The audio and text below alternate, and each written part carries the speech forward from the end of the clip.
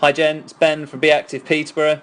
So this is your third video to get you thinking more about movement and less about exercise.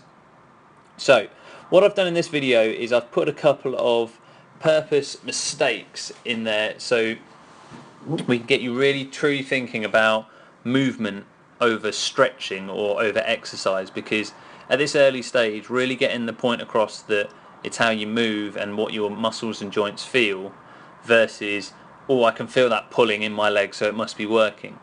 So the first areas I'd like you to pay attention to is my arms around my top half and my hips. So first movement, we're going to be stepping into a leg and then driving the arms into the backswing position.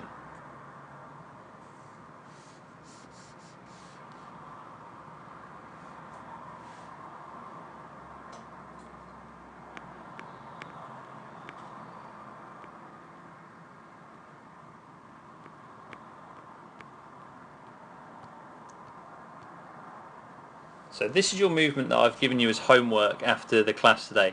But there's a couple of errors that I've put in there to show you. Now here's the first one that I'd like you to look at.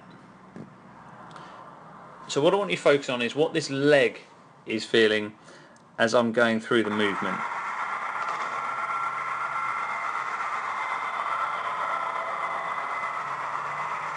Okay, now I hope you can spot the mistake was there. Now that should be your back leg in your golf swing, so it's obviously my left leg and your right leg. Now what I mean is, as I'm stepping into this leg, it should be feeling, for it to be in the golf swing, it should be feeling down and internal rotation. Okay, following on from the last videos, you should understand what internal rotation means. If you don't, please track back over the video and it should make a bit more sense, or of course I'm here to help. But you can see actually when I do the movement, I'm moving into a stiff hip.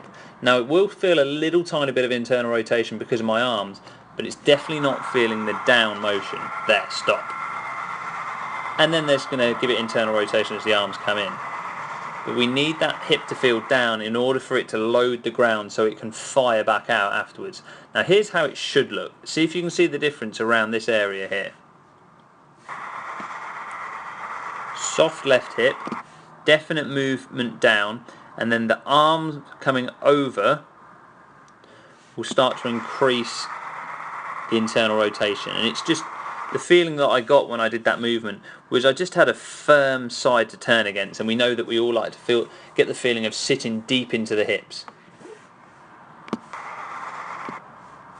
The next frame is just the exact same movement again, but just on a side pan so you can see. So again, pay attention to this hip here and see the movement.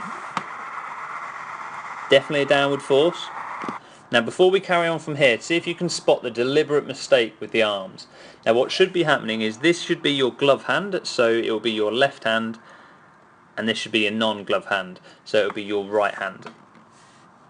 It should drive across the body, so this hand should drive straight across the body and turn into an internal rotation, and this one should be moving up and turning into external rotation. See if you can spot the mistake.